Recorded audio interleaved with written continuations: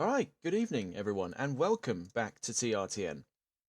Here for what is a brand new series here, and the first time we've ever been able to cover it, and that is VSR Phoenix's 7th season, namely their first round here at Circuit Kyalami in Johannesburg, South Africa. Johannesburg, South Africa, of course the home of Kyalami, founded in 1961, 16 turns, 2.8 miles of FIA Grade 2. We've seen it a few times before in endurance racing and sprint racing alike.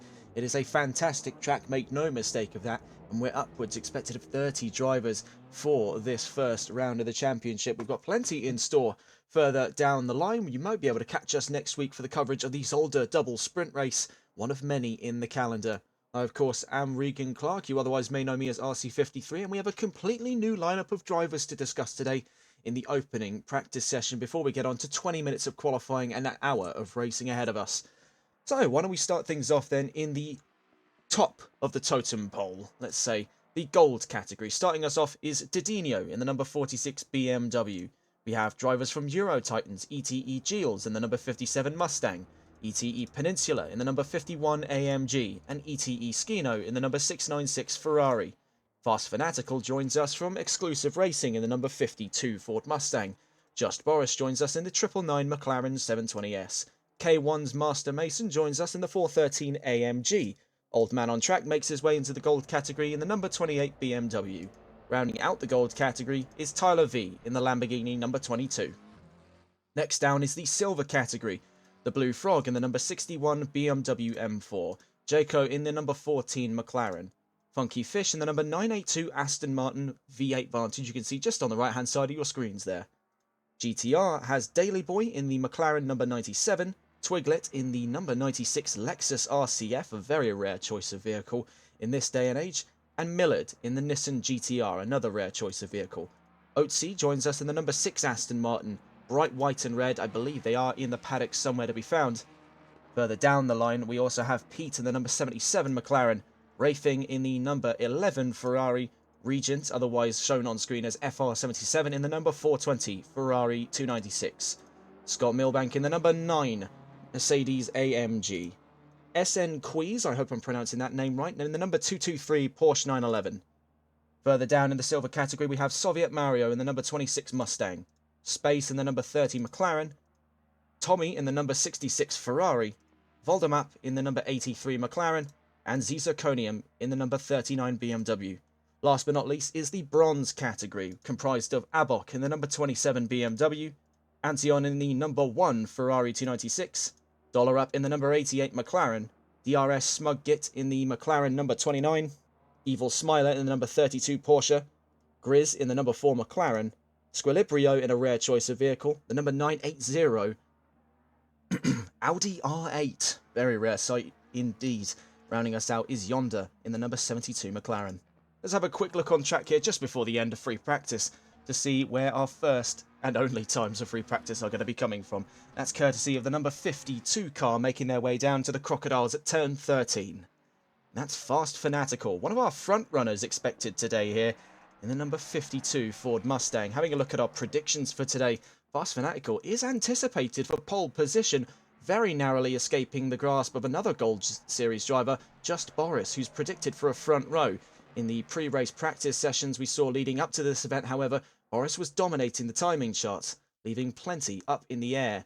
Over the future of our current top 10, though, our predictions show, and taken with data that we found yesterday evening from Simbot on discord.gg, Fast Fanatical, of course, predicted for pole, Just Boris second, Old Man on Track predicted for third with a 141.217, Tyler V predicted with a 141.4 for fourth position ahead of ETE Peninsula, who's expected to make a top 5 appearance in this race. Soviet Mario, the highest of the order for the silver drivers. They're predicted at 6th place with a 141.577. Pete next in line with a 141.727. In 7th position, Funky Fish in 8th with the number...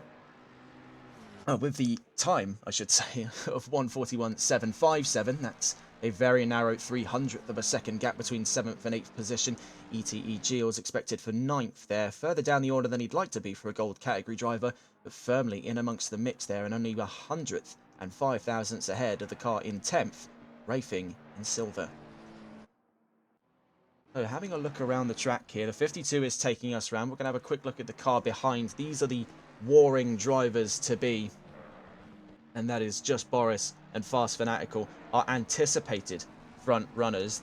Just Boris in the 999 there, adorning the traditional colours of modern McLaren, the black, blue and papaya orange as it's known. He'll be taking us on our first comprehensive rundown of the circuit Kyalami. A very challenging circuit indeed. I think hard but fair, and certainly an underrated pick in this day and age of Assetto Corsa. I think all too often we get to see races at the traditional tracks, you know, Nürburgring, Monza, Misano, Silverstone, Brands Hatch, the list goes on really. Kyalami seems to slip through the cracks every now and again. So, taking us down at the opening straight goes Just Boris, following and hot on his trails is Fast Fanatical and Master Mason in the background there with K1 Esports.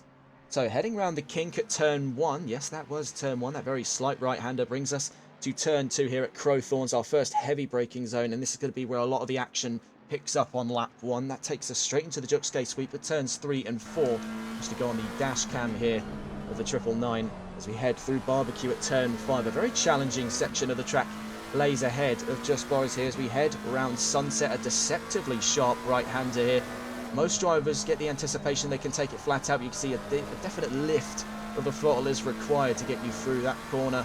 A lot of hesitation can lead to further issues down the line here as we get to Clubhouse. This almost off-camber open hairpin left is going to take us into what is definitely the hardest section of the track now, that being the S's here, turn 8 and 9. I've seen a lot of drivers, skilled and newcomers alike, throw themselves off balance at this section of the track, and it's going to bring us down to a heavy braking zone here at Lukop at the hilltops of Circuit Kyalami, the highest point of the track here, and now it's all downhill as we head out of turn 11 down towards the mineshaft corner. Left hand here, very fast, fastest corner of the track besides turn 1, and another place for our major action spots down at turn 13 and 14 here. The Crocodiles, a sharp hairpin right, closes in on itself on the exit there. Side-by-side action could be quickly cut off at this section of the track as we head into a very dangerous corner indeed, that being Cheetah. Turn 15, you get over that curb and it is done for, no matter the car. Through the Ingray curve then at turn 16 brings us to the end of our first flying laps here, and for Just Boris it'll be our baseline time as he gets down towards the line of 141.575. Loading up the timing charts here, you can see that Fast Fanatical is a second off the beat from Just Boris's pace. Master Mason crosses the line 1.8 seconds off pace and puts them provisionally third. Next towards the line we can see quite a few drivers here. Didinho crosses the line, the Blue Frog ahead of him, and Funky Fish all cross the line now to set their first flying laps. It looks like it was invalidated for the 982, so crossing the line next is the number 6 of Oatsy. Gets across the line for the 4 fastest time. Old Man on Track puts himself provisionally third. You can see further down the line Grizz is next towards the line, and what time will they be able to set as they cross the start-finish line? I don't believe I saw it appear there, but Regent crosses the line for the fifth fastest time. BBR Peninsula crossing the line there for 8th. And they're relegated to 9th by Abok, the Bronze Series driver, and the number 27 himself relegated to 9th by Evil Smiler, who himself is relegated to 9th by the presence of Pete 77, who brings it up to the top 5. So already our top 5, Just Boris, Fast Fanatical, Old Man on Track, the Blue Frog and Pete 77. An interesting dilemma on display here. It's a second that divides our front runners, and with Just Boris already making the message well known here that he's going to be fighting tooth and nail for that pole position. He wants the best seat in the house for lap 1. And we've seen the highs and lows of his career over the history of TRTN, so to pick up where the story's left off is very interesting to run into Boris yet again. This time under the veil of VSR Phoenix's 7th season in competition. Crossing the line then, looking for an improvement from a 141.5, brings it to a 141.2. Can Fast Fanatical respond here as he crosses the line? Cannot make it for pole position on this lap going. Puts it within 600ths of a second, however. So things already starting to liven up at the very early minutes of qualifying. These two setting a precedent for the rest of the field that they are not the ones to be played around with on this round. They're looking to come into Season 7 with all cylinders firing. See even more ambitious drives on the horizon by Oatsy and Blue Frog, who look to be doing battle now for the second row. Oatsy just laying the message in that he's hunting down podiums today in the Aston Martin. A very strong car for Kyalami as well, one that's great for defensive performances, but I'd say the real shocker of the crowd now is Regent in the number 420. A Silver Series driver putting himself on the second row of our current running order is something very interesting to behold. We can see further down the line we have ETE Peninsula in 4th, GTR Twiglet in the Lexus RCF. I actually want to go on board with this because this is really something quite magnificent to behold. It has been, I'd say, going on a year and a half now in my time in commentary since I last saw a Lexus RCF on track. Since we've got some time to burn here, let's get on board with GTR Twiglet and just take in what is a once-in-a-lifetime opportunity to spot the RCF in the modern day. I mean, this is like spotting a unicorn or a blue moon. This is really something quite rare. The RCF is a little bit more common on PC, but console, different ball game entirely. So for GTR Twiglet competing from the silver category, to put himself in a strong position is already setting the precedent for the rest of the championship. See, they're going off the track at turn 10. That was Lukop corner.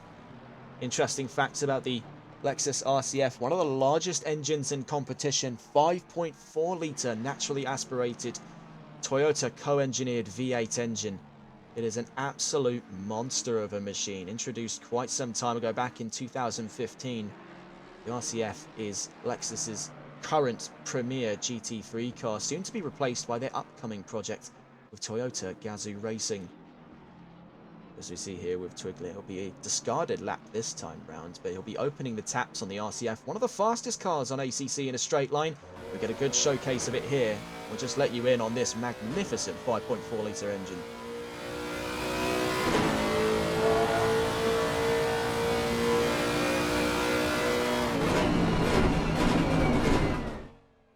Truly a beautiful engine note, NASCAR-esque if I dare say so myself. Heading up through the Jockskay sweep then, starting off another flying lap, currently down in 10th position, loading up the timing charts yet again. Fast Fanatical has now taken the mantle of pole position off of Just Boris, but only by 600ths of a second. So these two still duking it out. Bear in mind, we've 11.5 minutes left to go in qualifying. We'll just quickly stay with Boris here at the end of his lap to see if he can retaliate. It's a very narrow margin to cross for pole position.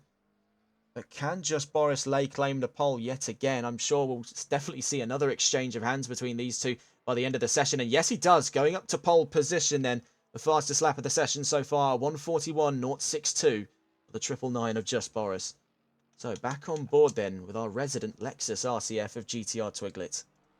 Number 96. Sporting the colours of, I believe that's Emil Frey Racing on that Lexus. It is a monstrously loud machine. We've had to turn the volume on our video capture almost all the way down just so that you can hear us over the 5.4 litre V8.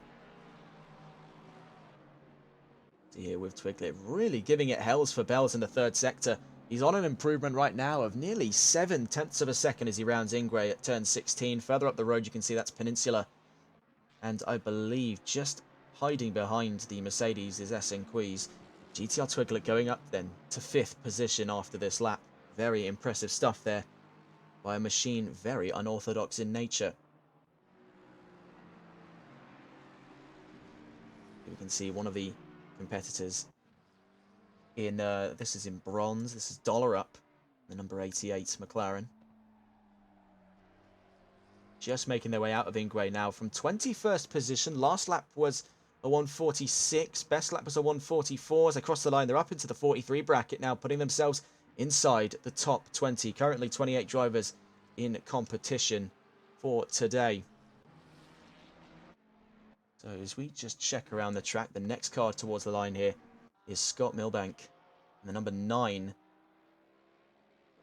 Let's see what the Mercedes can do. We did see a little bit of action from Scott Milbank back on Sunday in the NLRL Sunday League. He drove the number 44 AMG, now drives what is appearing to be the number 9, despite the fact on his entry list he was slated to enter in the, I believe it was the number 413. I might be confusing him for someone else there. That's my mistake.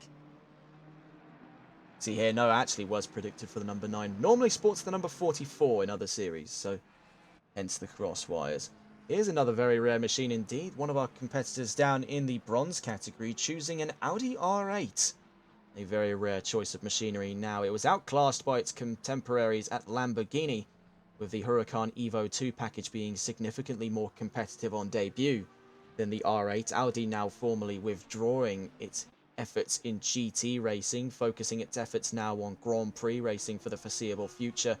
Audi, a once great icon of endurance racing, has fallen far down the totem pole, but we'll see what Squilibrio can do behind the wheel of the 980. Sporting the same 5.2-litre, 585 horsepower V10 engine that the Lamborghini Huracan sports, Audi's package is a touch less precise and a touch more stable. It makes it a better option for longer form endurance races, but in a sprint race like this, only an hour long, is he going to be able to do behind the wheel of the R8? Hot on his trails there is ETE Gilles and the number 57 Mustang. Ford have had an absolute blinder of a debut with the Mustang GT3, another 5.4-litre V8 engine, one of the largest engines in competition in GT3.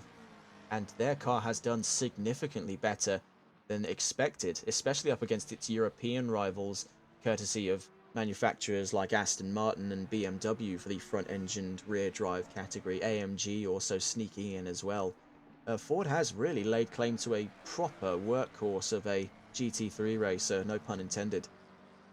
The last lap there, Squilibrio wasn't good enough for an improvement of 25th position, so we'll just quickly catch on board here. The next driver towards the line, the number 982, a Funky Fish, getting across the line there in 11th.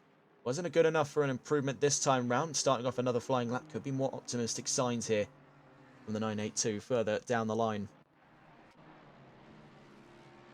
Stay on board then with Fast Fanatical, starting off another flying lap here on a low note. He was 3/10ths off of a personal improvement. 6 laps in on development right now for qualifying, and just 300ths of a second slower, narrowly missing out on an improvement at this leg of quali. That's not to say that this is a totally unsalvageable lap. We've seen people come back from much further deficits than this in the history of our broadcasting. We'll see what Fast Fanatical can do as he actually turns that green just before he gets to the S's. You can see that was Didinho there taking a trip into the gravel just as we headed through the S's there. Undercooking the brakes, and we'll definitely see that as a repeat offence with a lot of drivers here. It's a very easy section of the track to run off at.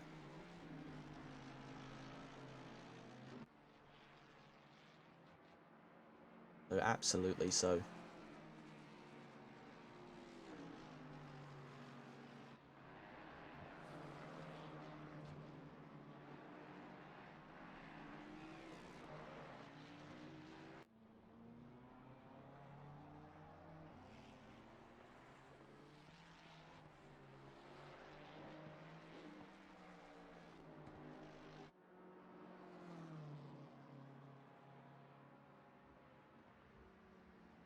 Crossing the line then, the 141.252. He was narrowly out of it for an overall improvement of position.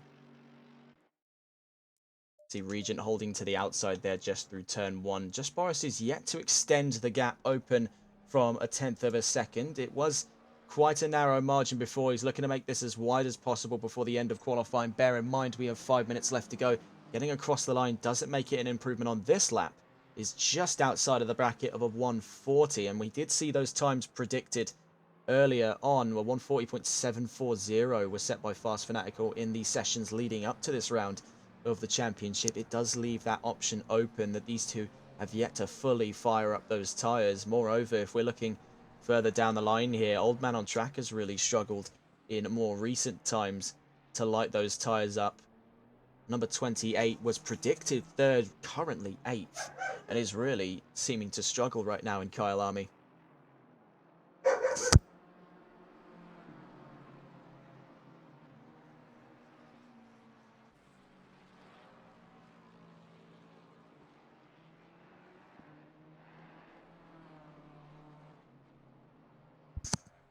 Whilst we check in here with the number 28, as he gets down towards turn 16 to finish off this flying lap. Will it be an improvement up to the expected position of third then for Old Man on Track as he makes his first race here in the gold category, getting up to the line from 8th, goes up to 4th, is right behind ETE Peninsula. We just quickly catch on board with Fast Fanatical as they cross the line and moves on to pole position here in the closing minutes of qualifying. 4 minutes left to go before the flag drops, and right now it's in Fast Fanatical's court here to win this quali outright against just Boris.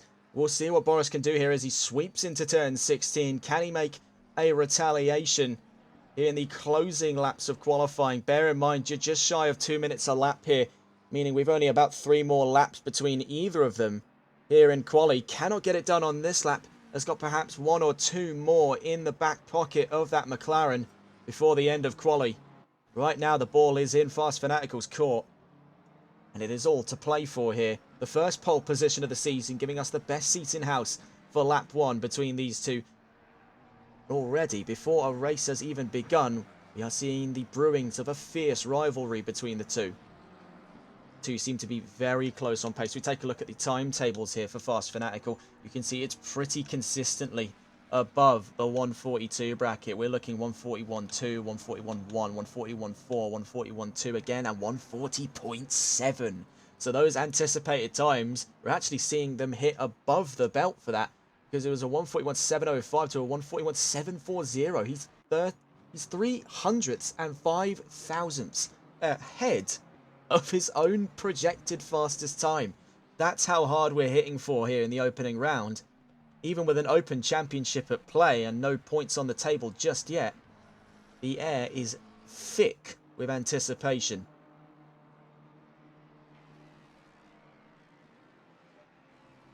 So, with Fast Fanatical making his way down into Sector 3 now, doesn't look to be an improvement on this lap, so we'll be following on board with his rival here. As we just cut across, Essen Quiz having trouble there on track. Number 223 out of Cheetah Corner, turn 15. We did say that was going to be trouble for someone, and I highly doubt this is the last time we'll see it in this race. We check in. The number 96 is next towards the line. That's GTR Twiggle. It doesn't appear to be for an improvement, so we'll cut across to the next car with a valid time to set. And that'll be the number 57 of ETE Giles, who himself is also not looking at an improvement. So most drivers now starting to plateau for ability. Antion rockets out of turn 15 there, having hit the inside curb. That could have gotten very nasty. It was good on him there to recover. Very good show of reflexes. The number 9 is next towards the line. That is Scott Milbank. Heading to the line then. Doesn't look to be for an improvement. Right behind him is Dollar Up. Looks to move position. No, he doesn't actually. Gets an improvement, but not for position. Still 22nd. Scott Milbank still 20th. Squilibrio next to the line in the number 980 Audi R8. Looks to be for improvement, but can it be out of 28th position here? Provisionally last, crossing the line. Sadly, not enough this time round. The Audi really does appear to be struggling in its old age. Number 999 was invalidated after turn 15, throwing their chances of pole position into serious disarray here as we get down to the final seconds of qualifying. This marks the final lap for Just Boris. We'll stay on board with our could-be pole sitter here on the final laps of quali. Things are getting red hot at the front row right now, to the benefit of Fast Fanatical in that number 52 Mustang. It's a 0.3 of a second gap at the moment that separates both first from second and second from third, nearly third from fourth, but that drops down to 0.2 there, the gap between ETE Peninsula and Old Man on track. ETE Giles is in the top 5, relegated out of it though by Essen Quiz in the 223. We saw him have a little bit of trouble at turn 15 last lap. Not this time around, puts himself within a second of pole position here in the closing moments of qualifying. Boris at the moment, it's looking a little bit bleak. He's down on his luck here by about 100th of a second as we get down through the S's. It is going to take some serious push getting out of Sector 2 and into Sector 3 for him to take pole position yet again. He's got 0.3 of a second to make it possible as he exits Lukop and down into turn 11. Takes a wider line to try and conserve some of that momentum, but he's pulled out of it. Throwing in the towel, Just Boris will relegate himself to second place at the best here. And as we wait for the rest of the drivers to cross the line, we'll see where that ranks up at the end of qualifying. We could get a surprise front row appearance. Not today, though, for Squilibrio. You can see struggling out of turn 16 is going to start from last.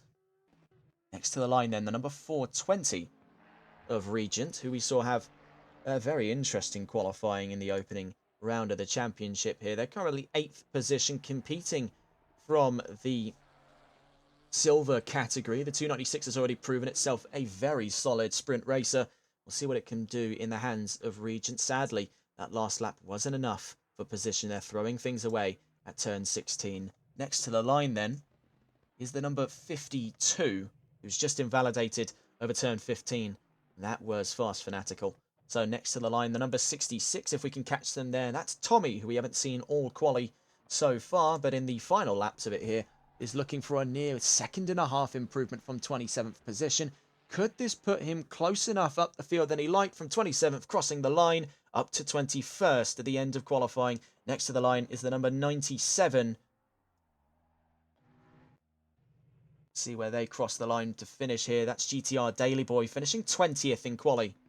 That brings an end to the first qualifying session of the championship.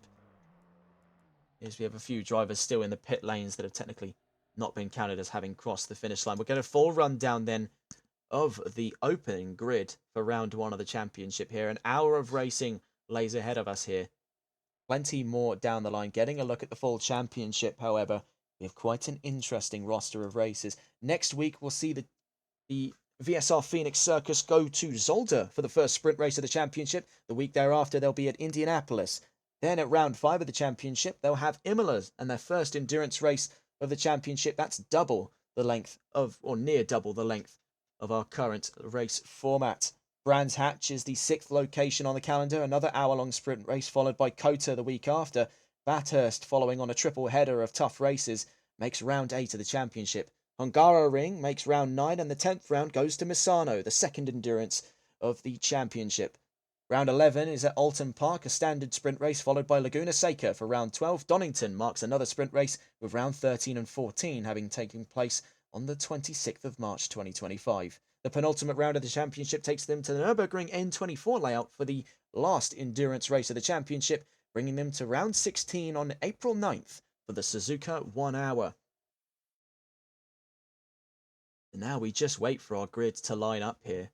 What is going to be a very short run to the opening lap. I'm expecting a lot of chaos going into that first corner. Down into Crowthorns is going to be really quite a hair splitter for a lot of these drivers, especially that red hot front row right now of Just Boris and Fast Fanatical. Barely anything between them at the end of qualifying. I think you're going to be looking barely anything between them at the start and end of this race. These are two very competitive drivers in the apex of their game. One mandated pit stop per driver for this entire round of the championship here. 1 hour to get it in and done. We'll be expecting the majority of those anywhere between 36 and 28 minutes of this race, around that halfway window. So, starting on our front row then, from pole position is the number 52 of Fast Fanatical. After a blinding qualifying session saw him hit above his own projected mark. Just Boris starts on the front row, 3/10 away, and bitterly behind his new rival in this championship, Fast Fanatical. ETE Peninsula starts third ahead of SN Queese, with Old Man on track in 5th, and ETE Gilles in 6th position. Pete in 7th, with Regent in 8th position. Oatsy in 9th, ahead of the Blue Frog, rounding out the top 10. Rafing in 11th, with GTR Twiglet in the number 96 Lexus, that we had a little bit of a sort of look at during qualifying. Starts from 12th position, ahead of Voldemap in 13th. Funky Fish in 14th, with Zirconium starting at the back of the top 15. K1's Master Mason starting in 16th position, ahead of Didinho in the number 46 WRT BMW. Space starts 18th position, ahead of Scott Milbank in 19th, with GTR Daily Boy rounding out the top 20 at the end of qualifying. Tommy made his way up to 21st at the end of quali and will start alongside Grizz in 22nd. Dollar up in 23rd, ahead of DRS Smug Git in the number 29, starting from 24th position. Abok 25th, with Evil Smiler in 26th. Antion in 27th, rounding out 28 positions, is the number 980 Audi R8 of Squilibrio. So a very interesting split going on here. I'd say more of it in that top 10. You've got a few drivers invested in it from the silver category, and they'll be competing up there with the big boys in gold. And this is going to make for a very interesting dichotomy here. And I think a lot of drivers are going to be trying to hit for the king seat here of that front row. I think very few of them have got what it takes right now to take it off of these two. They are dead set on the idea of a race win today. Neither of them are going to let an inch through.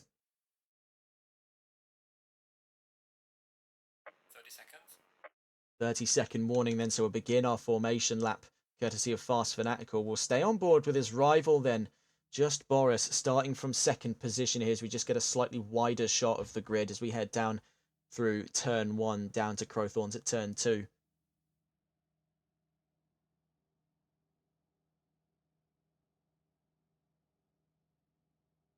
As far as your quote-unquote first corners go, I say Kyalami's definitely got one of the more forgiving ones. Crowthorns is slightly wider at its apex than it would be narrower. This is akin to probably one of its closest comparators being La Source at Spa-Francorchamps. Instead of going right, it goes left. Instead, it's a very similar structure, but unlike La Source, it goes wider at its apex. This is going to give our drivers that are heading down there 2 or perhaps even 3 abreast the opportunity to spread out and not run into each other before the Juxgay sweep, where it then narrows up. It's definitely one of the more forgiving sections of track, but let's not take that for granted and expect things to go squeaky clean for all 28 drivers here in the first round of the championship. Do expect a little bit of trouble, as there always has been in every running of Kyalami.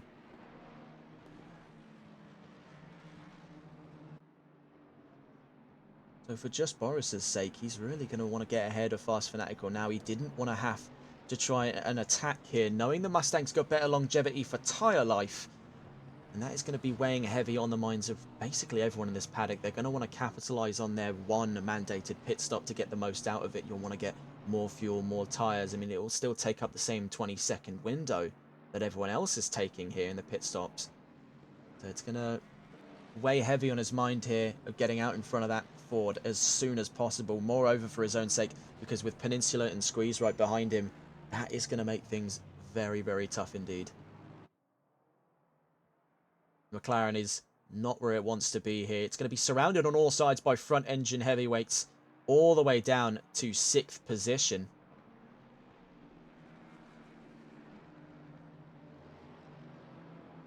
Looking further around the field as well. This is down in what I would make the argument is the real danger zone. From P13 all the way down to P28 is going to be a serious danger zone for a lot of these drivers, because you've got a mixture of categories here, a mixture of ambitions and a mixture of skill going down into turn 1. This is not to say that drivers are going to be acting maliciously, but this is where the most unpredictable drives can come from, and usually what ends up in the worst disasters.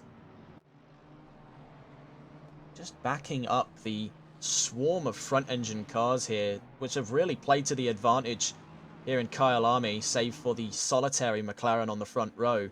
Furthest down from that pack is Pete 77, who's definitely going to be in the, I'd call the inheritance zone here for a lot of drivers. If there is, and there probably will be, that heavy squeeze in the top 6 going up into turn 2 at Crowthorns, he's going to be in the best seat in the house to try and take a few free positions for his own here on lap 1. You see here Squilibrio and Antion just slowly making their way to the back of the pack here.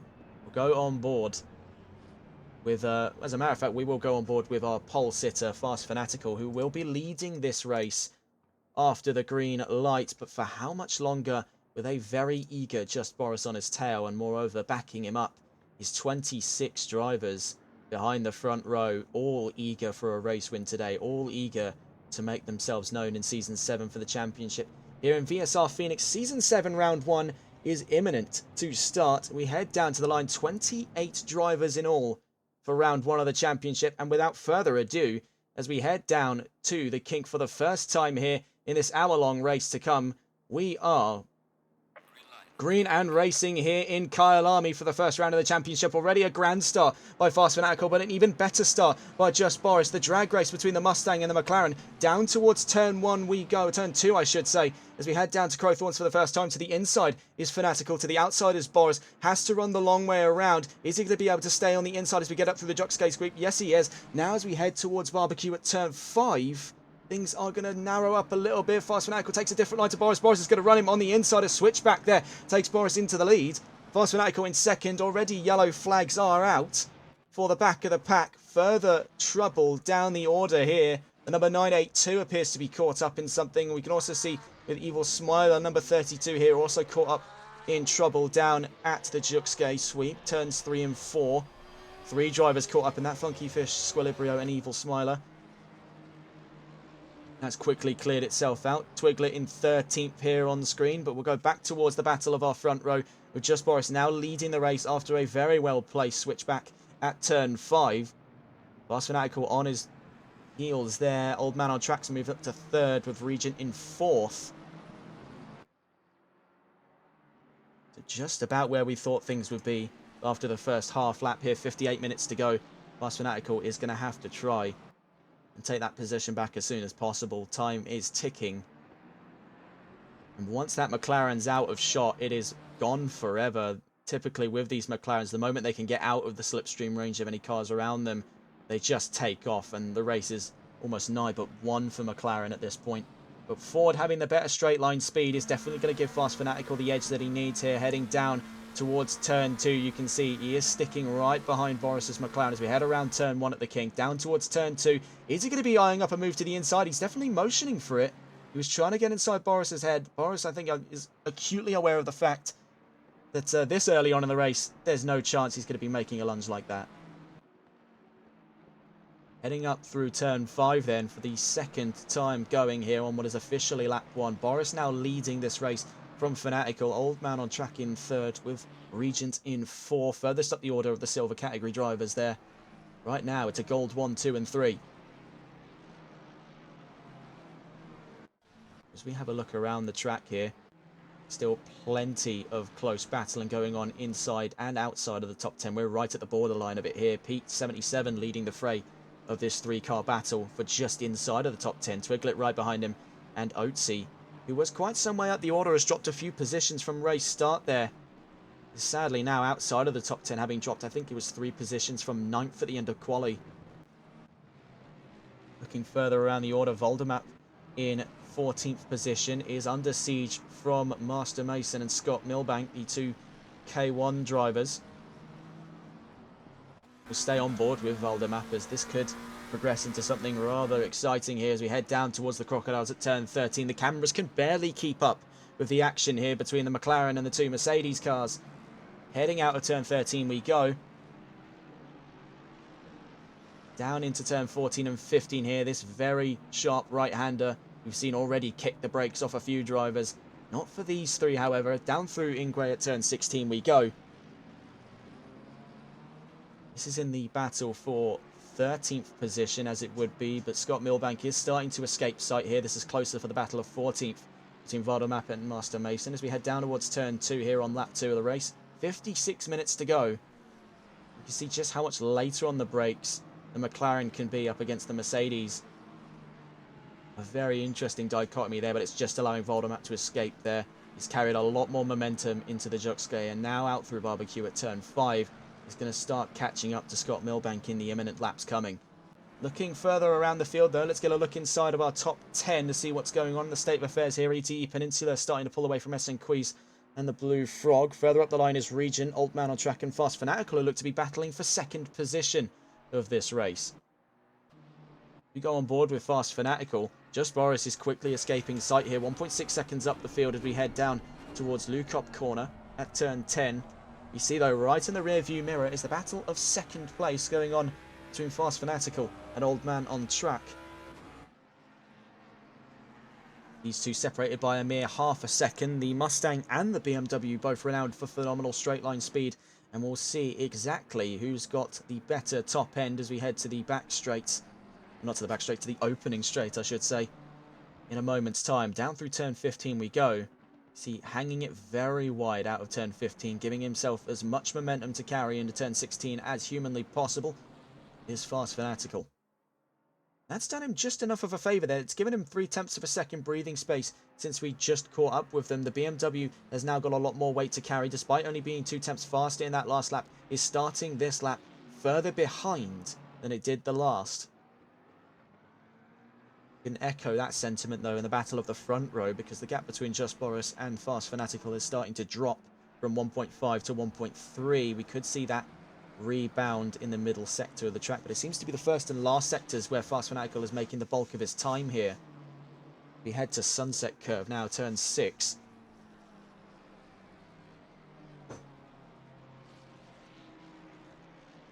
The battle of second is quickly simmered out here. It's entered somewhat of a stalemate. Just Boris taking a very wide exit of turn 7 at Clubhouse. As he's down into the S's now.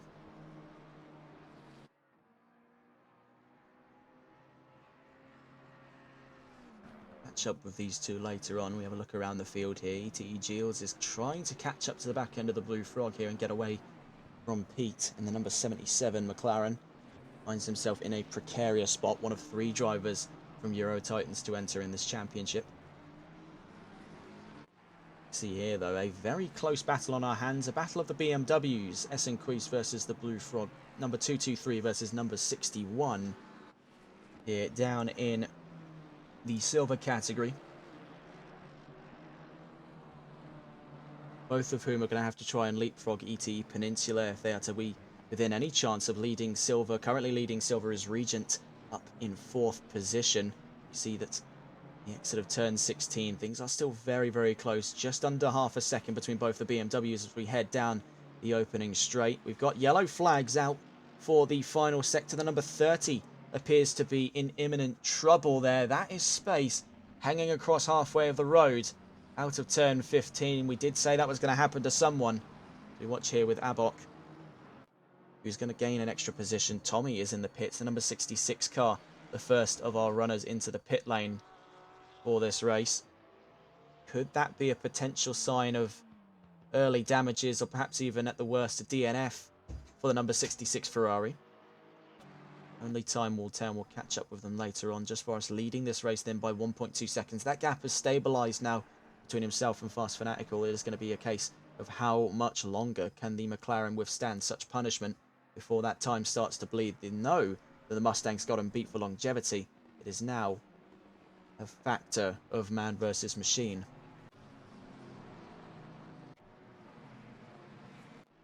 Looking around the field, things getting a little bit spicy. The back of the top 20 there is a free position netted for Valdemap and Oldollar up as they overtake GTR on turn, I think that was just the exit of turn 7, as a matter of fact, clubhouse corner. Heading down to Lukop at turn 10.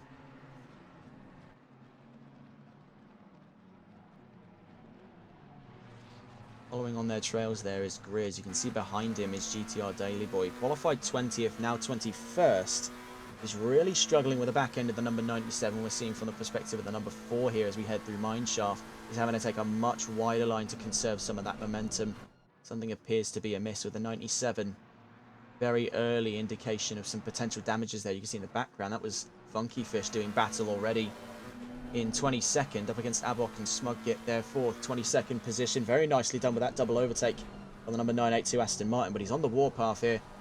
Watching with GTR Daily Boy, the battle of 21st between himself and the Aston Martin already kicking off.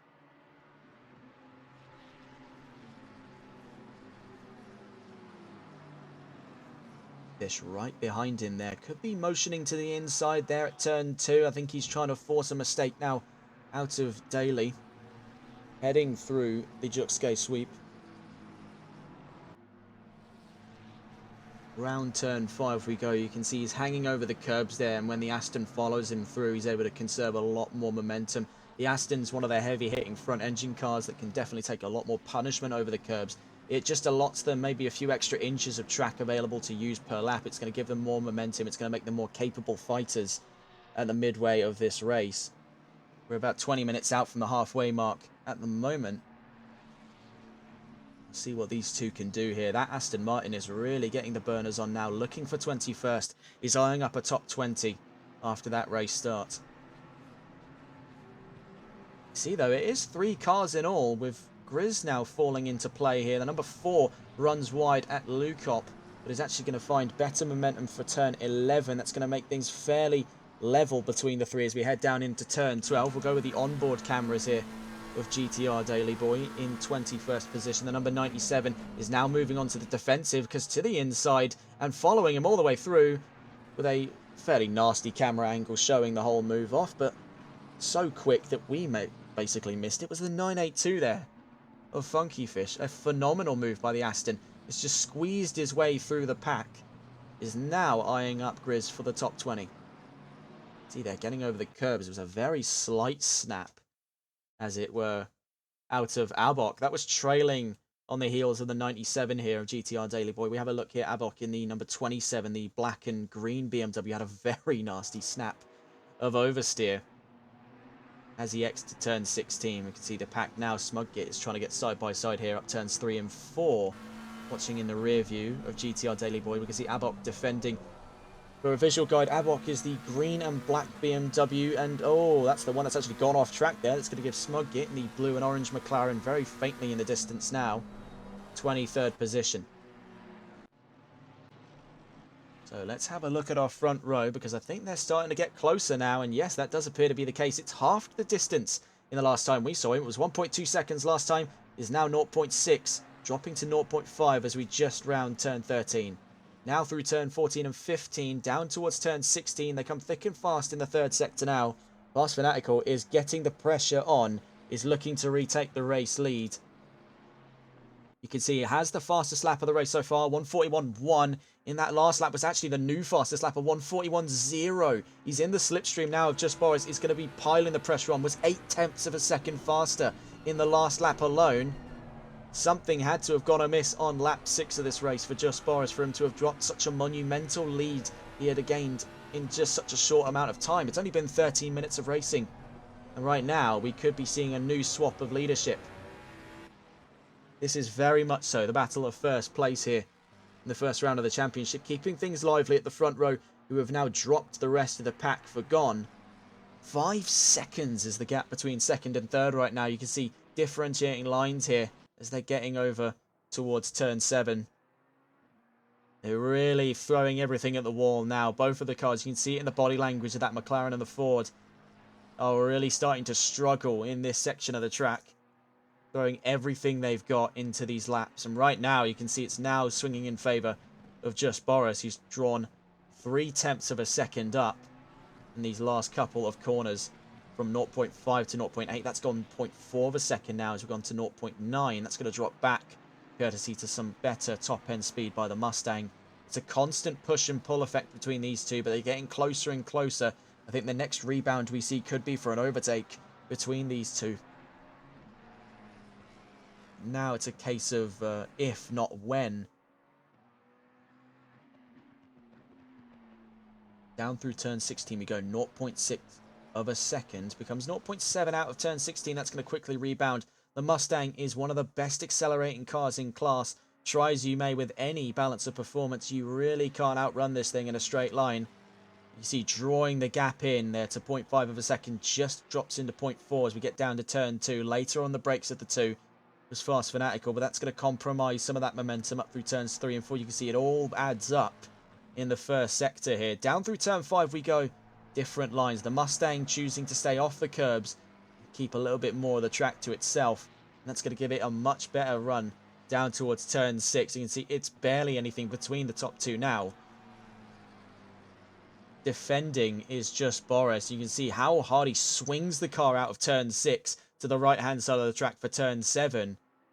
And that is really something only the McLaren can give you, is that incredible, explosive turn-in that we've seen bite plenty on the back end throughout their careers. But Just Boris seems to be one of those drivers that's held quite a decent mark on the McLaren. We've seen only a handful of hiccups in the time we've been able to observe him.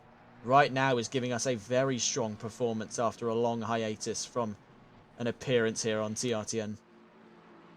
Last time we saw him was back in Season 3 of the TRR Sprint Series.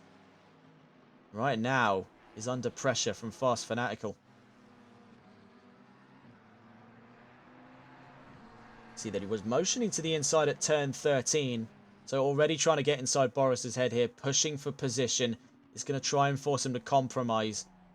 It seems to be a repeat case, just as we saw back in Season 3 of the Sprint Series so long ago, back in 2023, that Just Boris is just one of those drivers that is incredibly tough to crack when it comes to that strategy.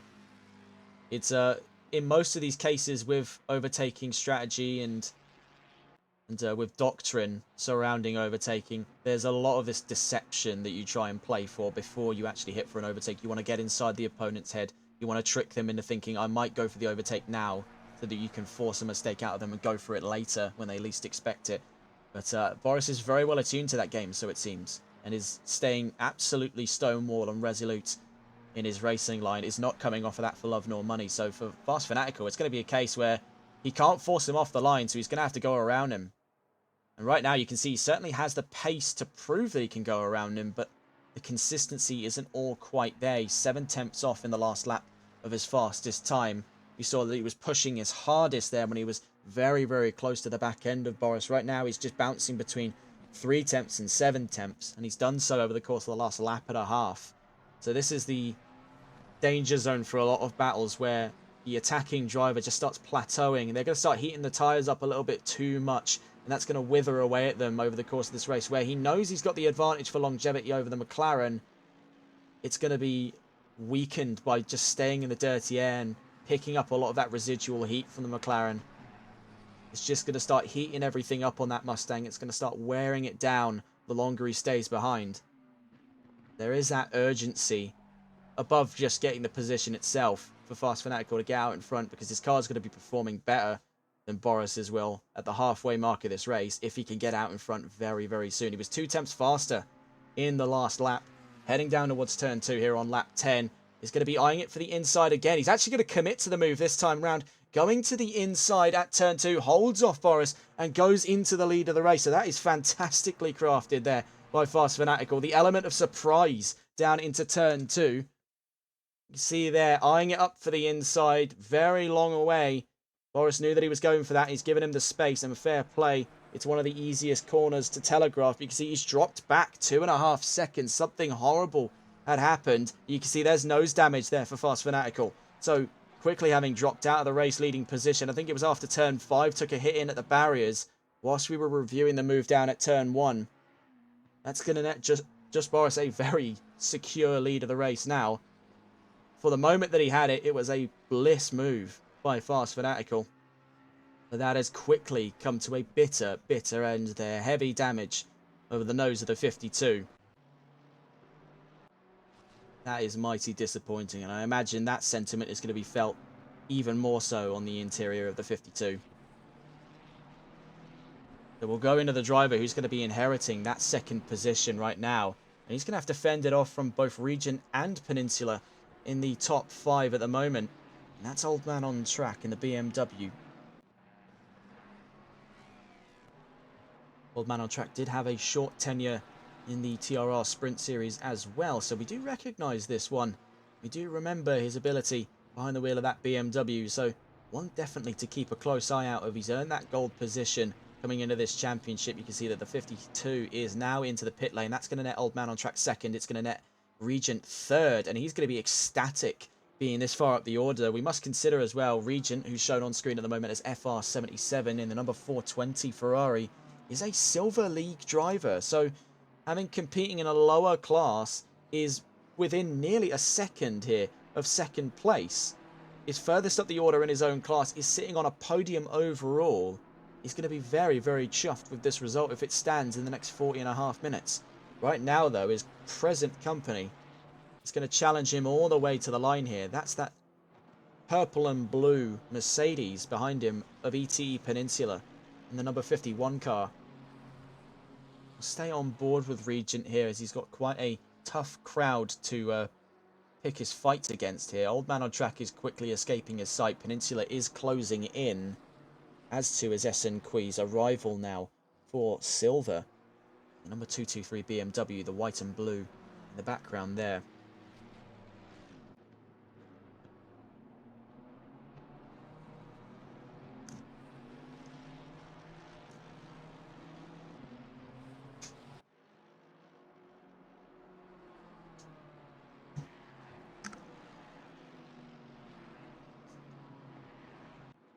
So heading down into turn 13.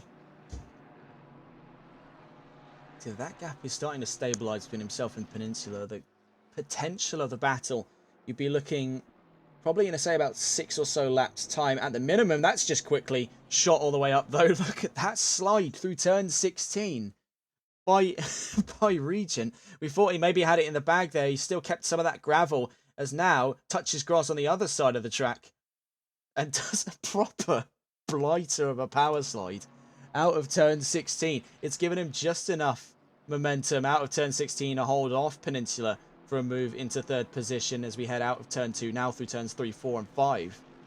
But that was a proper little action power slide out of the number 420 car.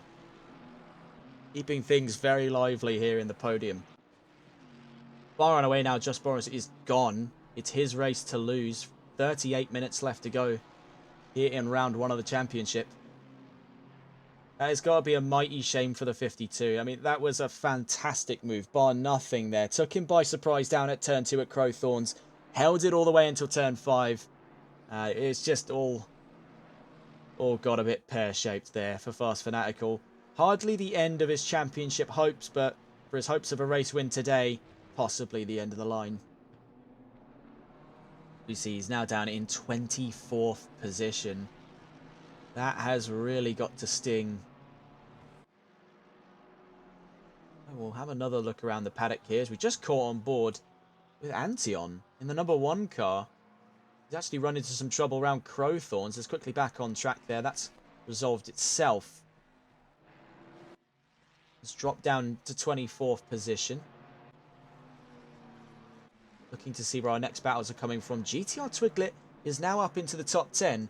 And one heavyweight to another. The Aston Martin meets the Lexus RCF. And this is going to be a mighty battle between Otzi and Twiglet here for 8th position on track. Stay on board the perspective of the leading Lexus. Superior straight line speed, but with the Aston in the slipstream, how much benefit is that going to be for Twiglet? He's effectively inviting Otzi for an overtake at turn 2 by having the Aston stay this close. You can see in the last lap, Otzi was faster by 0.2 of a second. Has put himself to the inside, trying to goad him out of his racing line. Doesn't get it on turn 2. As we head into turns 3 and 4, he's going to have to tuck back in behind and repeat the process all over again here, unless he gets a further opportunity out of turn 5 on the short back straight to turn 6. Twiglet is actually very vulnerable at this time, as Otzi's now in the side draft, heading up to sunset at turn 6 from the dash cam perspective and the spoiler perspective of the Lexus. You can see the Aston is looming over him like a spectre here. The white and black Aston, and little strokes of red there I've just spotted as well, is holding onto the back end of that Lexus. It's attached with some tow ropes. 8th position up for grabs here, and the more these two keep battling, it's going to invite Pete and Rafing in 11th and 12th, 10th and 11th to come in and have a go at this fight for 8th position. Twiglet's already doing a very stand-up job to hold on to a top 10 position in such an unorthodox choice of machinery. Is now going toe-to-toe with resolute examples of front-engined engineering, courtesy of Aston Martin's V8 Vantage. 5.4 litres versus 4 litres. There is really no replacement for displacement here, and that's being proven first and foremost by Lexus leading this 2-car battle. Going into the pits there, I believe that was Pete. So Pete jumps in for an early pit stop. Admittedly, now we have only just dropped in to our expected pit window. 36 minutes to 28 minutes is around the bulk of our pit stops here. Otzi's looking for the inside. He's committing to it there. Swept across the nose. And holding him off is GTR Twiglet. Battle of the V8. Clash of the Titans. 2 of the biggest cars in class. Going head to head here for 8th position. Heading out of turn 5 down towards turn 6 we go. You see them properly having to rock the boat here around turn 6. These are some proper Titans heading up into turn 7.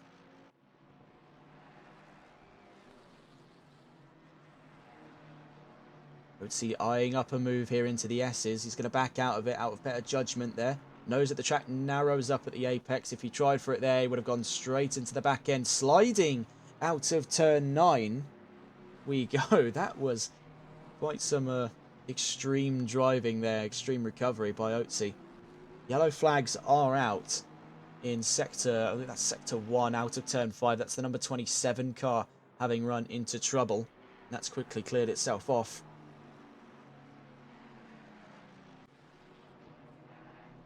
So down through turn 13 and 14, Twiglet is now forged out nearly a second gap here to Otzi in control of 8th position.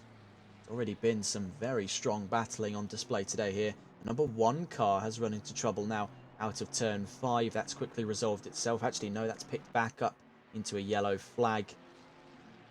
Something is sorely, sorely wrong with the number 1 car at the moment, which we are quickly approaching here from the perspective of our warring duo of the Aston and the Lexus of GTR Twiglet and OTC 789. Has quickly cleared itself out to a green flag for the time being.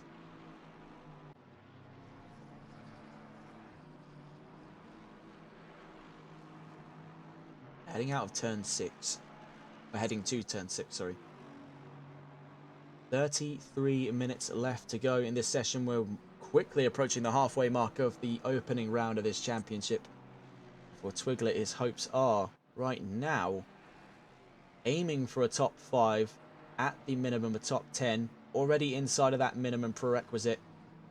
Could we see a top 5 courtesy of Lexus and GTR Twiglet today? It's an ambitious drive in the silver category. Right now, looking at the overall standing order, I believe they are second in class for this at the moment, third in class for this at the moment. Blue Frog second in class for silver, leading the silver class is SN Queez after Regent in the number 420 has gone in for his early pit stop. You see that a few drivers are making their way in now. Scott Milbank in for a pit stop at the moment. You see that Grizz has a stop-go 30-second penalty to serve in the number 4. Things have gone from bad to worse for Grizz over the course of this opening session of the championship. Right now, though, our focus still firmly set on the battle of 7th position now as they start to inherit more positions due to pit stops happening around them. You can also see in the background another set of battles here. Rafing v Mason will quickly try and catch on board with that. We head down to turn 2. No anticipated move there by Oatsy. See in the background, Rafing in a Ferrari 488. I failed to pick up on this earlier, but it is very interesting to see the older Ferraris in the mix of it at the moment. Rafing, who is actually furthest up the order for Ferrari at the time of recording, of course still having to factor in the mandated pit stop, is doing a very sizable job here, holding off K1's Master Mason in the 413 AMG. Back onto the battle of 7th position. These two have been absolutely neck and neck for this leg of the race. In the background, you can see things start to boil over between Rafing and Mason. Half a second divide them at the current time of the race. But for Twiglet, this has now become the battle of 7th. And until they go into the pits, that position is just going to keep climbing and climbing. It's now a case when we hit the halfway mark of the race, who's going to pull the trigger first and come into the pits? Of course, they both have to at some point in this race here. Very soon will this become a battle of strategy. Oatsy was going hells for bells out of turn 12 there. Gets very early on the brakes to bring the Aston to a stop by the end of turn 13. It's put him in very good stead for the third sector here as we just round turn 15. What will be the going strategy for these two? Neither of them picking a run to the pits on this lap. Get around turn 16. Now quickly dropped into the battle of 6th position. In the background there, the Blue Frog in the pit lane. Very close for pace there in that last lap. There was 0.08 of a second difference in overall pace between Twiglet and Oatsy, to the benefit of the Lexus leading the fight at the moment for 6th position. Definitely been one of the talks of the day. Not only has it been the battle of the race lead that was very shortly won by Just Boris, courtesy of that run into the wall for the number 52 of Fast Fanatical. We could see that pick up later down the line. Really, we've not kept up to date with what's happened to Fanatical over the course of this coming second half of the race. We will catch up with them in a moment's time. One of the major talks of the day has been this battle right here. These two have been absolutely level for pace, so it's been a fascinating study here of watching two drivers at very close pace and two very close examples of machinery stay in such close contact to one another over an extended period of time. This is your quintessential two-car battle, as it were. These two have constantly been attacking and defending one another. Right now it's stayed a fairly one-sided affair, but with Oatsy's eager anticipation of an overtake here, he's been definitely a little bit more ambitious with his laps over the course of the last 10 minutes. Could very well see him an overtake very, very soon. And I think this is the opportunity he's been waiting for. He was capitalising on a mistake there by Twiglet, running very wide out of the Crocodiles. Now through Cheetah Curve at turn 15. Could be eyeing himself a position change as we head to Crowthorns in a moment's time. So out of Ingwe curve at turn 16. He's in the best possible position he's been over the course of this battle here. It's 0.3 of a second. Can he put it side by side with the Lexus? He was nearly a tenth faster in the last lap. You can see just how much top end the Lexus has to give. 153 miles an hour before he gets onto the brakes there for turn 2. He's noticing now that Lexus is starting to run wider and wider in every corner. So I think for the Aston of Otzi, it's going to be thinking about how can I sweep him for the inside at one of these corners. Of course, some of these opportunities can arise when they least expect it. This is now the battle for 4th, as we've just got an update there. More drivers into the pit lane around these two. Constantly evolving battle here. Otzi was eyeing it for the inside, so he's starting to put the intensity on. He's trying to get inside Twiglet's head, just as we saw the battle between Fanatical and Boris. It is now the battle of Twiglet and Otzi.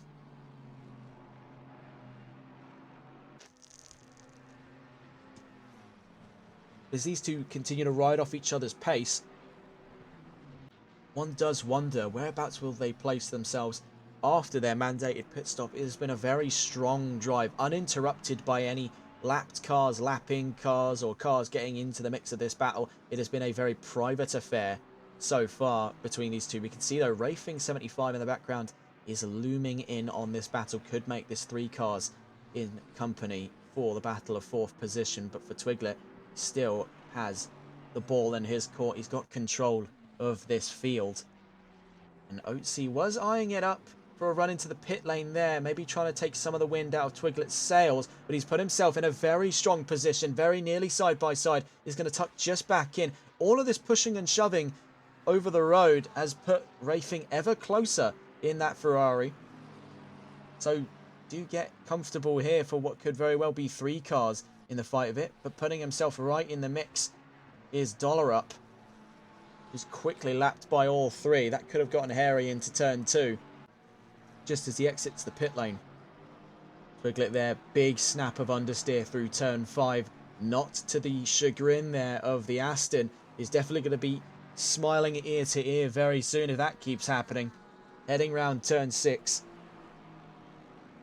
up through turn 7, you can see that they are starting to snap more and more to the right-hand side of the road. We saw it in extreme cases with just Boris, that min-maxing of the racing line, where they quickly snap from turn 6 into turn 7, carrying all of that sideways momentum across the track, very nearly spinning themselves in each process.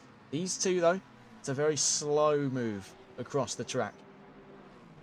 They're heading up into Lukop, another major braking zone here. Otzi's going to take the advantage and up to the inside. Twiglet's running around the outside and a spin across.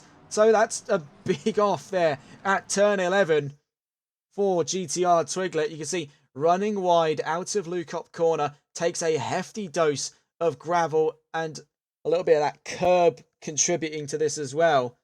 And that's brought him all the way around, and he's dropped 2 positions now, very much so out of the battle of 4th position. That's going to be to the benefit there of Otzi, moving up into, I believe that's 4th now, but will it be 4th after his pit stop? It's either Otzi and Rafing are both coming into the pit lane. Twiglet, I'm not sure, is following them into the pits. Actually, no, he is. You can see him in the background there, the Lexus careening into sight. Grizz has been disqualified from this race. Otzi into the pits. Rafing now follows him in. Twiglet follows him in as well. So having a look after the halfway mark of this race, Just Boris leads at the moment, but has yet to take a pit stop. Old Man on Tracks in pits, as well as ETE Giles, Otzi, Rafing, GTR Twiglet, and Daily Boy round that top 7. But he's just been overtaken by Regent, moves up into 7th, so Daily down into 8th. Regent is going to inherit quite a few places here as he gets down towards turn 2. Fast Fanatical is in 8th at the moment with the fastest time, and is quickly looking to take some positions for his own here off of SN Quees. Let's see if we can go on board then with Fast Fanatical. Is up into 6th position there, relegates Quees to 7th. Giles to 8th. Next in his iron sights is ETE Peninsula. So he could very well pull this back into a top 5. The championship between himself and Boris that he was expecting to be fighting is definitely still alive, but he'll be to quite some back footing, let's say. He's going to be starting on quite a heavy fallback going into the second round of the championship. The Daily Boy and Peninsula side by side there. Daily Boy is going to drop down to 5th position, so he's next into the iron sights of Fanatical, who has been on an absolute warpath here in the second half of the race. See another Mustang here, ETE Giles in 8th position right now. Let's increase in 7th. So let's catch up with the drivers that we saw from beforehand. We can quickly see here, well, it's very likely a battle for 2nd position, and we'll catch this very, very shortly. But GTR Twiglet emerges 13th, with Otzi 11th, Rafing in 12th, but they're all separated from each other. So let's go on board with this battle here. Old Man on Track versus Regent. This is very, very fascinating here. Gold versus silver for 2nd place. We'll actually go on board the position of the attacking car, as Regent has been a real talk of the paddock here in his debut of Season 7. This has been quite a fantastic performance to observe firsthand. It's him giving such grief to the top echelon of this series. The gold category of driver really being put through the paces here by the lesser category. This is for your sort of middle of the road pace by example. But right now he's proving that Kyalami is his stomping ground, and he eats golds for breakfast here. And right now you've definitely seen that first and foremost on display. He's held a very strong position in that top 5 all race long. Is looking to take this further beyond being just at the back of the podium positions. He wants that front row finish. Just Boris has come into the pits and already taken their pit stop. They still lead this race by nearly 20 seconds. 18.5 is the current margin between himself and 3rd place, who is right on top of 2nd at the time of recording. Heading through the S's and down towards Lukop. See, Fanatical and Daily Boy are very nearly side by side down into Lukop. Not to try and invoke the commentator's curse, but with a margin like that, it would take only one critical mistake for the gap to close between Just Boris and Old Man on Track. I'm sure that kind of thought is weighing heavy in the mind of the current race leader.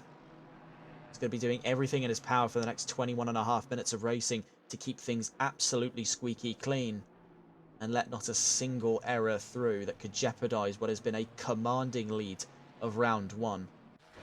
Right now, though, talk of the paddock is the battle for the last positions that remain in the podium. 2nd and 3rd is up for grabs here, and looking for a front row is a very ambitious drive in the silver category.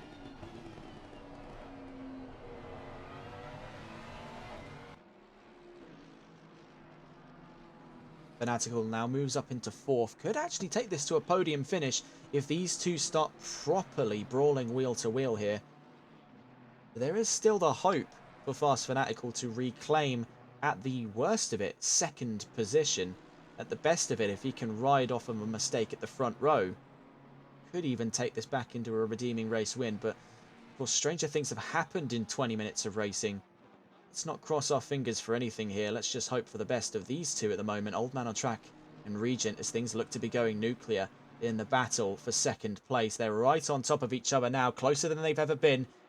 And first observer to it is the lapped car of Scott Milbank in the number 9. But side by side, Regent hops to the inside. Old Man on Track's going to try and switch him around turn 10. He's going to hold to the outside at turn 11, bringing us down to the mineshaft corner at turn 12. Very nearly side by side yet again between the Ferrari and the BMW. Superior straight line speed from the number 28. The number 420 looking for the inside again. I'm not sure how he's been able to find the gap for that there. Very nearly rubbing the rear wheel of Old Man on Track. He's had to jump all the way to the right-hand side of the track after a touch of oversteer by the BMW.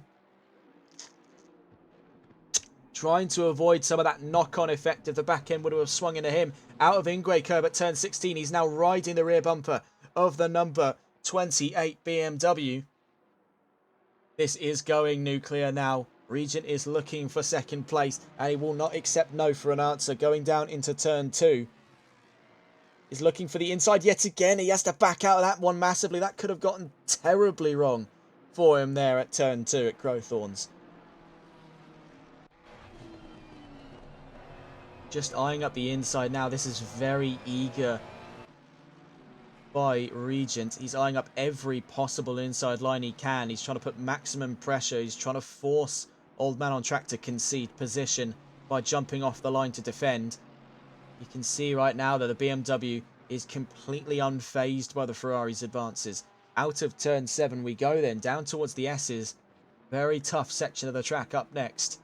But both of these drivers, you can see a little bit of understeer plagued his run into turn 8. Out of turn 9, Old Man on Track is now ever vulnerable in the same run that Regent tried last lap. Is he going to try it again? No, learning from his mistakes of last lap. Out through turn 10 we go, in through turn 11. BMW had slightly better momentum through turn 11, but the Ferrari is going to be soaring into turn 12 now in the slipstream of the Beamer, heading down to Crocodiles at turn 13 and 14. No current indication of a lunge to the inside there. He's just waiting for his opportunity. He knows the Ferrari has so much more rotation to play with in this section of the track. He can stay right on top of the BMW. Nothing to risk now in regards to pit strategy. It is a simple run to the line for the next 18 minutes of racing. You saw there in the background, that was the 52. Oh my goodness. So coming out of turn 15, we said it could catch anyone. We weren't expecting it to catch one of the drivers in the bookings for podium there. There goes the 52 into the wall. That's the end of the line, surely, for Fast Fanatical. That has gone from bad to worse there. Yellow flags are out for Sector 3 as the 52 reels into the pit lane. It has gone from bad to worse for the 52. That's surely the end of the line there for his run in round 1. He's going to be on a serious back foot in round 2 if he wants to revive this championship hope. At the moment, things are looking very spicy here in the control of the last of those podium positions.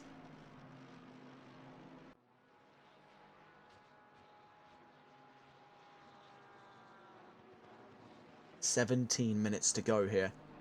It is going to feel like an eternity between these two. Every corner is theatrics between these two drivers at the moment. They've kept things very hard and very fair in their battle of second. Things could get very hairy though. There's a little bit of contact already between Regent and Old Man on Track. He's not going to be happy about that one at all. So out of turn 11, Regent's up into second. Old Man on Track's in third and is not happy whatsoever. Will he be eyeing up a retaliation down into turn 13? You can see he was very late on the brakes in the Beamer there. Not much that Regent can do once he hits the opening straight. The BMW is one of the fastest cars in a straight line, second only to the Lexus and the Mustang. So perhaps third only.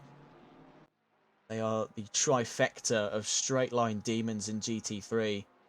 And what Regent's just done is put himself directly out in the firing line of one. 0.6 of a second divide them now into turn 2. Very late on the brakes again. So a bit of intensity step up after a very lofty overtake. After what has been very strong battling between these two. Now not having to hang around in the dirty air. The Ferrari's really able to open the taps here out of turn 5. It's 0.7 of a second. Nearly 0.8 before we've hit sunset. A quarter of an hour to go. We'll have a look at the current lineup here. With just Boris leading the race. Regent in the silver category in second place ahead of Old Man on Track. SM Quiz in 4th in silver and 2nd in silver overall. ETE Giles in 5th. Blue Frog 6th. Otzi 7th. Pete 8th. Rafing 9th. And Twiglet in the top 10 with Lexus. K1's Master Mason in 11th by only 0.6 of a second. He's hunting down the Mercedes as we speak. Zirconium in 12th. Funky Fish in 13th after a mammoth drive from in the back of the 20s is now up into the top 15. A very valiant drive by the 982. Didinho in 14th position with Voldemap appearing to be, yes, 15th there. GTR Daily Boy in 16th. Tommy 17th. Evil Smiler in 18th. Smug Gear in 19th, Old Dollar up in 20th, Space in 21st, Scott Milbank in 22nd, and Fast Fanatical, a reluctant 23rd, the fastest lap of this race. Abok 24th, Antion 25th, Peninsula in 26th, Grizz disqualified from 27th position. The Old Man on Track is now eyeing it for the inside here at Crowthorns, but going the long way around is Regent. We're very much so back in the battle of second. Now, this time we'll go on to the perspective of the attacking car. Was formerly the defending car in the first leg of this, and that is Old Man on Track in the gold category. the number 28 BMW.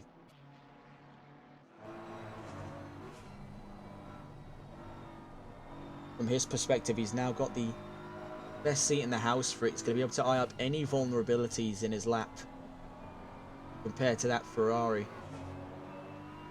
It's always been an easier case of being the chasing car in a battle than the leading car in a battle, because any of your mistakes, you'll never know how hard it affects you until you've lost the position. Whereas if you're the chasing car, you can often follow the line of the car ahead of you, but that works two ways, because car leading you takes you into a place you don't want to be, like off the track, for example. You're going to be more likely than not following them.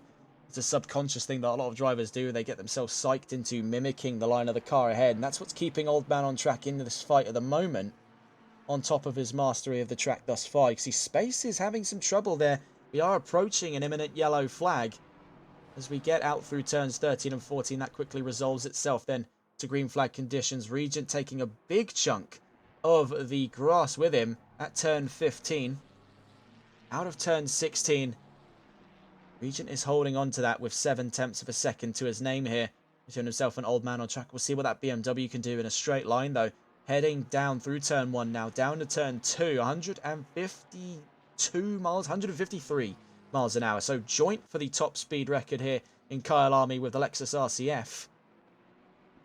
The BMW really getting the taps open. 3 litre inline 6 there. Proper grunt out of the 2022 car.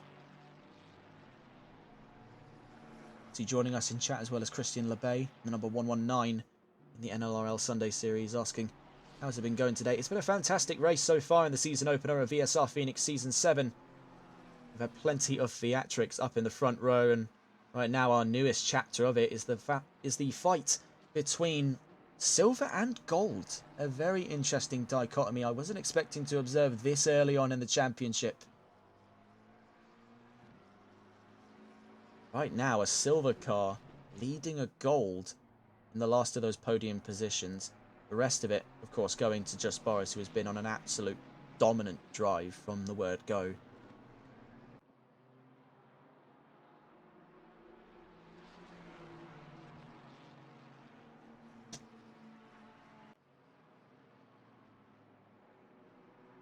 The BMW, though, of Old Man on Track, he is really trying for it now. He's having to get right up to the back end of the Ferrari, but he knows that, unlike the Ferrari, the BMW isn't anywhere near as potent a pack fighter. The Ferrari's just got so much turning, it's got so much maneuverability under pressure, and especially in slipstream, it struggles so much less than its front-engine compatriots. It does leave the BMW in a very tough spot to match. For the Ferrari as well, that straight line speed dilemma is going to be presenting quite a difficult scenario to face here. As try as he may, Regent is losing time on every single lap. He's going to be praying for a mistake here out of the number 28. If he is to hold on to second position, there's just enough open straights here in Kyalami to give the BMW the inside line that it needs. It is a matter of if, not when, the BMW gets alongside him, and what will he be able to do once that situation arrives.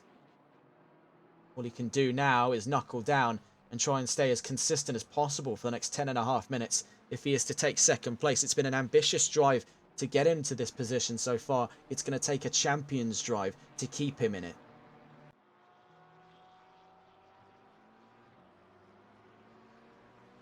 You see, though, that's perhaps given him a little bit of inspiration, because he's now opened the tap to around a about a 2nd and 10th gap.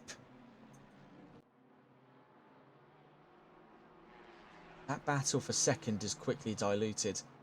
We'll see where it picks up later on. We'll have a look around the track to see where our next battles are from, and I can definitely see one there, and it is Mason v Twiglet. The last of the top 10 positions for Twiglet. His ambitions going into this round was a top 10 finish in that Lexus. At the minimum, he'll be looking to at least take that with him out of round 1 and heading into round 2 on a high note in the number 96, but he's got quite lively competition backing him up here for the battle of 10th position. Master Mason in the 413 K1 AMG is going to be pressuring him for every corner of this track. We've got two very closely compared machinery.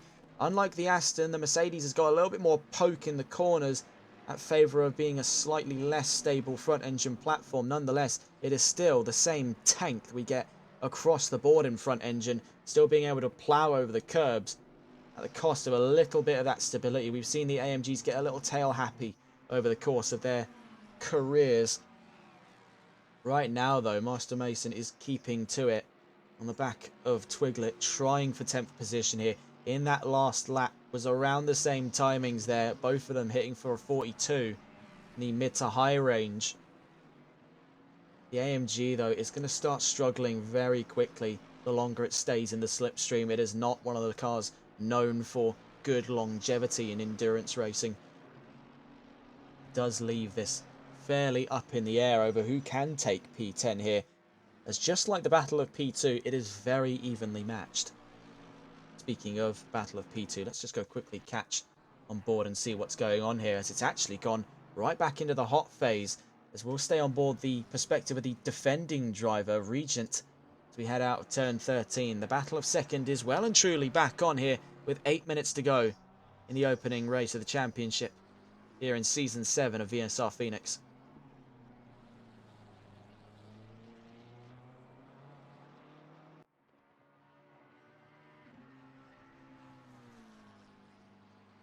You can see that this breaking of the tow line and giving himself just that tiny bit more momentum is what's keeping the Ferrari in the fight. He's 3 miles an hour slower on the straights, and he's earlier on the brakes than the BMW.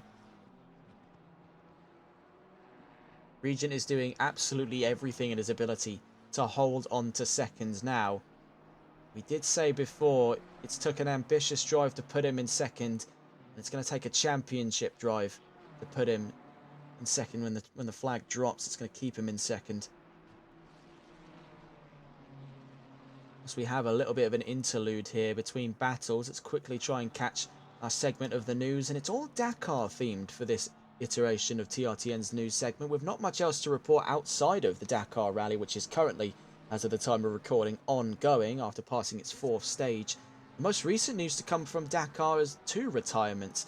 The first coming from Carlos Sainz, retiring from Dakar on damages in stage 2 sustained to the number 225 Ford Raptor. Another retirement coming from Dacia's Sebastian Loeb, the 8-time World Rally Champion, retires after stage 3, with damages sustained on his Dacia Sandrider. Overall, Henk Lattigan and Toyota Gazoo Racing lead after stage 4, with Yazid Al-Raji in the Overdrive Racing Toyota 2nd, Matthias Ekstrom with Ford M Sport in 3rd in the Ultimates category. So back on board our little battle then for 2nd place. Old Man on Track is trying to keep this one lively, but Regent has been on absolute form. What has gone on there? Horrible stuff for Old Man on Track, spinning out of turn 16 there. Watch this from the perspective of Regent. We can see coming out of turn 16, he's gone onto low TC and he's gone into the wall. He's given it too much throttle early. That's the end of the line for the battle of second. That's going to be a huge sigh of relief for Regent in the number 420 car. That has really gone in his direction there. He's been hoping for a mistake like that all race, and finally gets to breathe a breath of fresh air. A sigh of relief. 5.5 minutes to the line here. Regent has effectively bagged 2nd place. A very ambitious drive for a silver category driver to challenge the gold standard. Definitely a drive to remember here. Had he qualified further up the order, I have no doubts in my mind Regent could have challenged for the race win today. But it's been a fairly uncontested start between that front row. I don't think anyone in their right mind had it to take it off the front row at the race start there. Fast Fanatical and Just Boris were totally dominant on race entry. Speaking of, let's see if we can catch on board with one of the two. Just Boris leading this race and leading it by 21 seconds. It's been a dominant drive from the number 999. No one has been able to contest him since the off of the 52. Speaking of the 52, let's see if we can catch up with the current status of Fast Fanatical. Even after 2 major offs, he's staying on track. 23rd at the moment, the fastest lap. Currently no indication of a move up position. Next driver in his iron sights is quickly dropping in and has actually run into quite some trouble. That's the number 9 of Scott Milbank. So it's going to be a free position. They're up to 22nd for Fast Fanatical. Oatsy, who we saw in the battle with GTR Twiglet in the Lexus, number 96, has had a very, very strong race. Is riding it currently up to 7th in the Aston Martin. ETE Gilles has had a very strong and understated race. He's been chipping away in the background in the 57 Mustang, has been picking his fights where necessary, and it's been strong pace and good consistency across the board by the 57 that's netted him this high position at the moment. But in the closing laps of this race, he may have a bit of a growing battle on his hands. It might be one final act that gives him 4th position in this race, as looking for a move up into the top 4 is SN Queese in the 223 BMW, the white and blue behind here.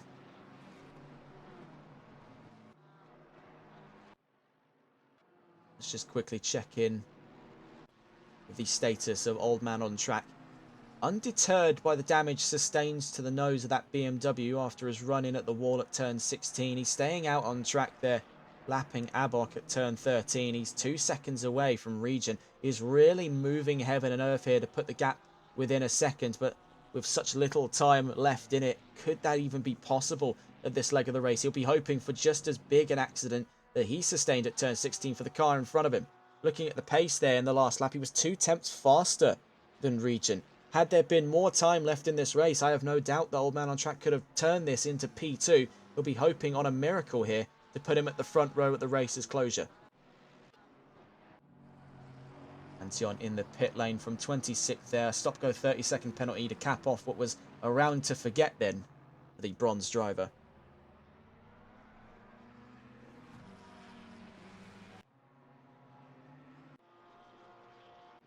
Around the field here, the battle between Master Mason and Twiglet is now boiled over, with Mason to the advantage in 10th position, Twiglet in 11th with only minutes left to go in this race. Could the Lexus bounce back into a top 10 finish? It's going to take a very lofty send to make that possible.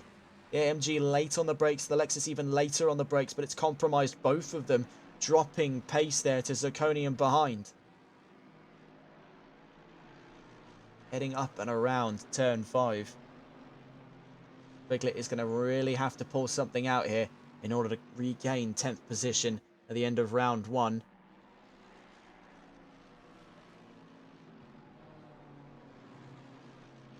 That'll be one of the battles we keep a close eye on at the end of this race. As starting their final lap then is Just Boris, who has had a commanding lead of this race all race long.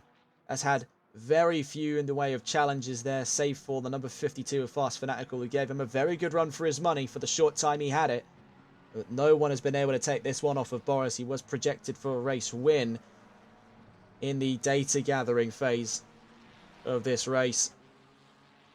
I think realistically it was written in the stars for him to win here in Kyalami. There's been a dominant drive from the 999. Catch up with them in a moment's time here. Scrolling around, Rafing and Pete looking to make this a final ditch battle for 8th position. Rafing was looking to the inside at turn 16. He's going to have a very long run down to turn 2 to make this one possible. So let's go further out here to give us the full perspective of all the battles on track. We have the battle between Gilles and SN Queese, with the battle of Rafing and Pete as well as they head down into turn 2 at the moment. The battle between Twiglet and Mason is also one to keep a close eye on. But right now, we're approaching the final moments of this race. As heading down into 13 and 14 at the Crocodiles, then Cheetah at turn 15. It has been absolutely dominant, bar nothing performance here by Just Boris, who will be, without further ado, the race winner as he rounds turn 16. No one's been able to take this one off of him all race long. As we get to the checkered flag, a race win for Just Boris in round 1. Second to nobody on this track, on this day, and on this round.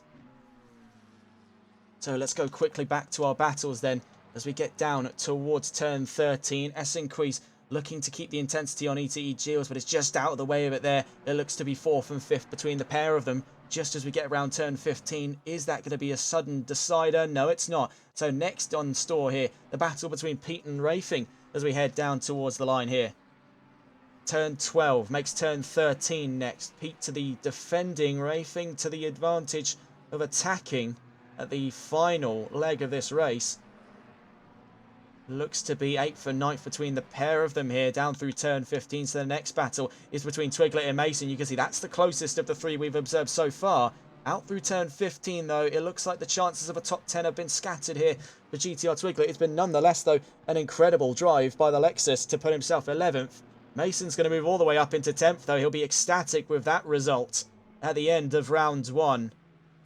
See, the distance at the race closure between Pete and Rafing was only 1/10 of a second, so that nearly boiled over to the advantage of Ferrari this time around.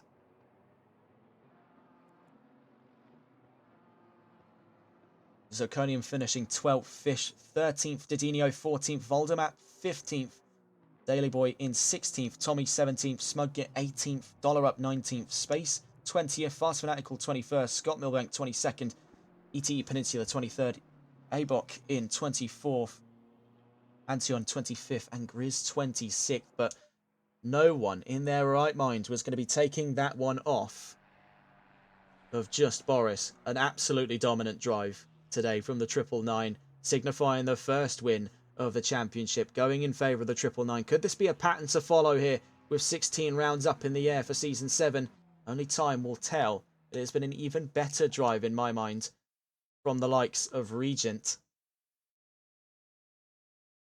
You have to bear with us a moment as it appears we run into some technical problems.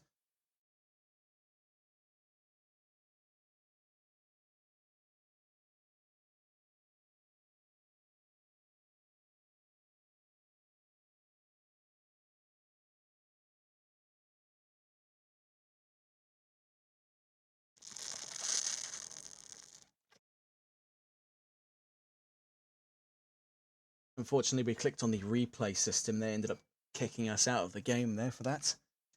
It's one of the many joys of working with Assetto Corsa Competizione. It's a game held together with hope, dreams, spit, and Kleenex, as is the case often.